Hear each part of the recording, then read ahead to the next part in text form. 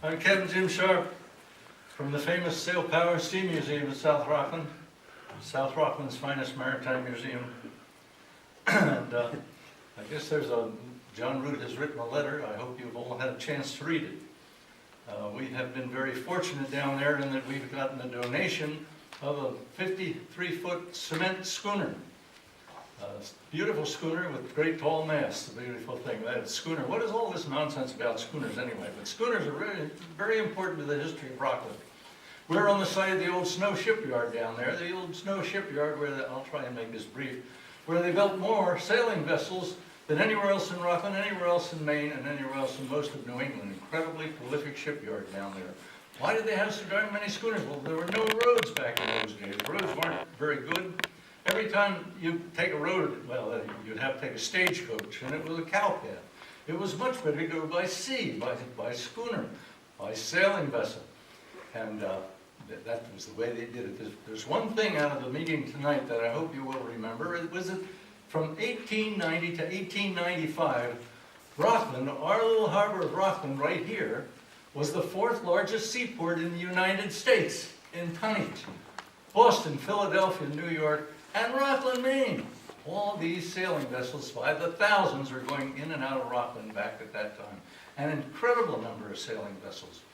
Every time you see an 18-wheeler on the highway, that was a 3 or 4-masted schooner in those days. Every time you see a UPS truck, that was a 2-masted schooner, going in and out of all these little villages, delivering cargo. Built the commerce that built the nation right here. Out of Rockland, Maine, shipping out lime, shipping out granite, shipping out fish, lumber, all kinds of things from soup to nuts. They carried on sailing vessels back in those days. Sailing vessels were extremely important. And the snow shipyard was the hub of that activity. The spokes came out from the snow shipyard all along the coast of Maine, sending vessels all over the world, trading back and forth. And the old snow shipyard, right on the hallowed grounds on which the museum stands right now, is the hub of South Rockland's maritime heritage. We have a harbor walk that goes, because I granted an easement to the town, harbor walk goes right through our property, right through the front of the museum. And if you haven't been to that museum, just take the harbor walk and come in and I'll give you a 15-cent tour. It's an incredible museum. It's growing like mad all the time.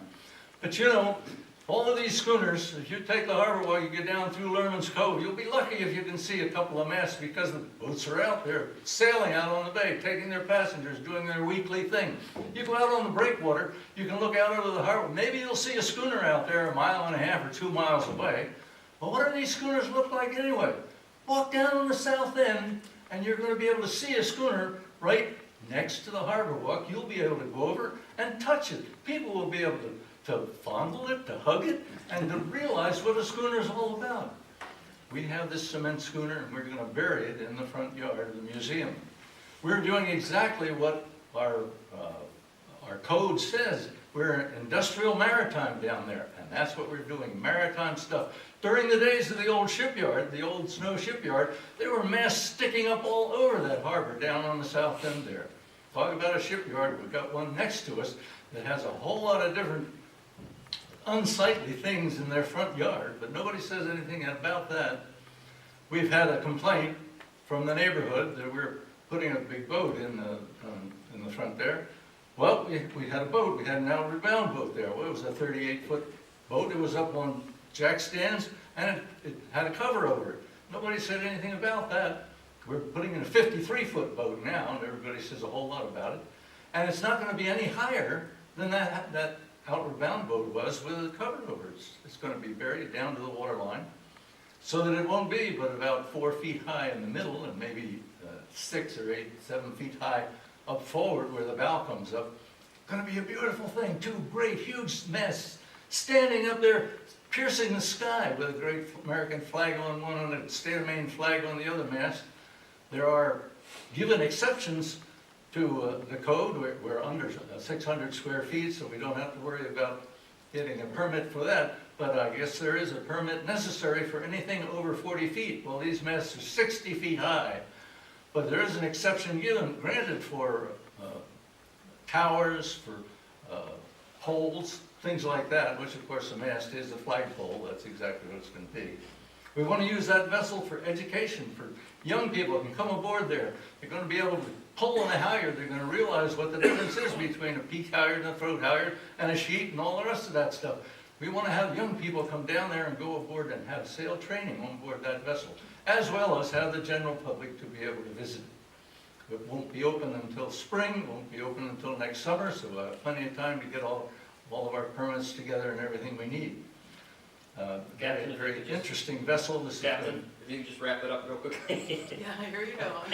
I get carried away a little bit about this. When I talk too much, my wife kicks me in the ankle. That's why I walk with a limp. Thank you very much. I'll leave it at that. And right now, the boat is on jack stands, standing up high right in the driveway. But very soon, we'll be able to, hopefully, when we get rid of this rain, get some dry weather, we'll be able to get it down to her water line where she ought to be. It's going to be a big asset for the city of Rockland. Thank you, very much. Captain. Sorry to cut you off. No problem.